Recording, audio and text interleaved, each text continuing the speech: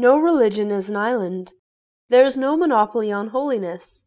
No religion is an island. We share in the kinship of humanity, the capacity for compassion. The hand of God is extended to all who seek Him. My name is Amanda Nicole Marilyn Achtman. My parents are Monique and Myron. My father's parents were Jewish. Joseph was born in Rovno, Poland, and immigrated to Canada 2 years before the war. Jean was born in Saskatchewan. My mother's mother, Marilyn, was born in New York. She was Jewish but converted to Catholicism when she married my Catholic grandfather, René. I grew up in an interfaith family. Once there were people trying to fight Jewish people, and there wasn't very much light, so they used oil, and there was only enough oil to burn for 1 day, but it burned for 8 days. That's a miracle. We waited for Jesus to be born, and now it's Christmas, and Jesus is born.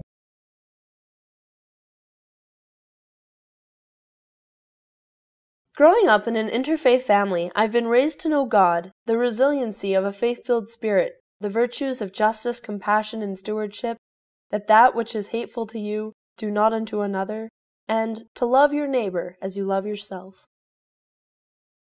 When I was a high school student, I attended a conference where I had the opportunity to listen to Eva Olsen, a Hungarian Jew and Holocaust survivor, tell her story. She began her message by saying, "How many of you have ever used the word hate?" Students sheepishly raised their hands admittedly. She continued by explaining, "Hate killed my family, and the Holocaust was the result of hatred." After she spoke, I learned about the March of Remembrance and Hope from some university students, who encouraged participation in the program. That day after I got home from school, I wrote down my intent to travel to these sites and to learn about the Holocaust a little bit more directly. My goal became, as I wrote, to dismiss my own prejudices, to be an advocate for action against injustice, and to be an agent of greater respect for all human life, and of an increase in the recognition of the inherent human dignity of each person. I chose to participate in the March of Remembrance and Hope Holocaust study trip to Germany and Poland to challenge my convictions, to refine my judgment and sharpen my conscience, and to gain some level of personal understanding and proximity to the reality of the Holocaust. Traveling on this study trip transformed me to live with a greater sense of identity, energized me to act with civic courage, and inspired me to speak with mature judgment. Zeta, what did you think when I told you that I wanted to go on the March of Remembrance and Hope to Germany and Poland? I was very pleased. I was very pleased that you wanted to go on this trip. I was fortunate that in my lifetime I did a lot of traveling, and one of the most impressive trips that I ever made was when I went to Poland in 1989 to visit my hometown where I was born, and the most heartbreaking visit was to Auschwitz, which was a few miles out of Krakow. That was a concentration camp that Hitler established after the invasion of Poland.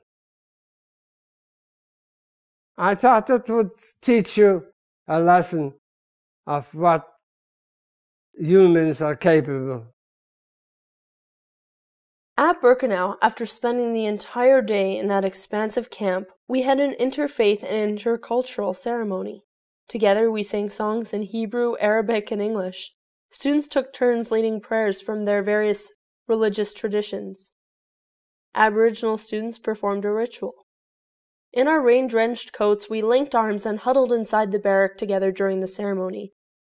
It was striking that we were in a place celebrating differences where, in such recent history, difference had been punished by death.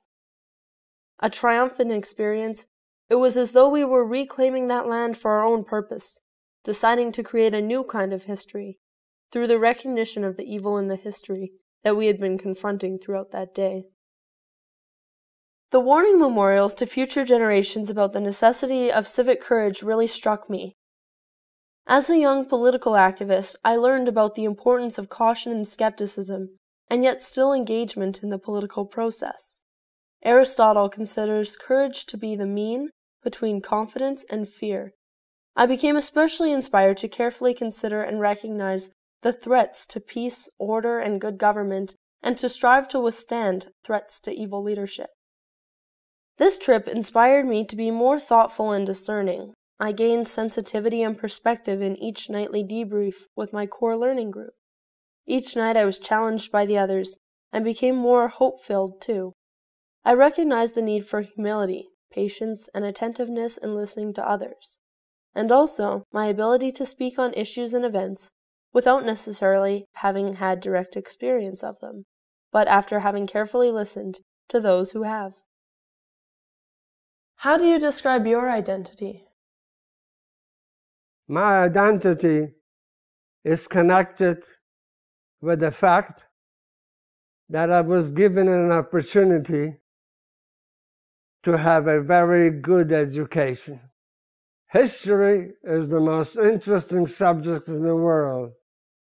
History teaches you everything that you ever want to know about human nature, about political activities, disasters that were caused and destroyed many of the civilizations. I'm gaining a better understanding of my grandfather, coming to know my roots, inheriting family stories, and coming to celebrate traditions and rituals ever more meaningfully. It always stunned me when Pinchas and Fegi, the two survivors who traveled with us every step of our journey, thanked us throughout the trip. Why? I thought. We have them to thank. But I understand. They thank us with confidence, as Pinchas said, that we will be change in the world, and that we will tell their stories to future generations. Of their stories, let our lives be recitations, and of their examples, may we be imitations. I have the urge to speak for voices silenced and unheard. I have the urge to act and make tangible my every word. I have the urge to give my love to fill the hearts of the empty. I have the urge to look and with compassion see harsh realities. I have the urge to know the needs existing in this town and to meet those needs with confidence that solutions and answers can and will be found. I have the urge to listen to stories of both strangers and friends. I have the urge to believe that faith cannot be stolen and love can have no end. I have the urge to be change and will always believe that I can. I have the urge to not be shaken, and upon these convictions I take a stand.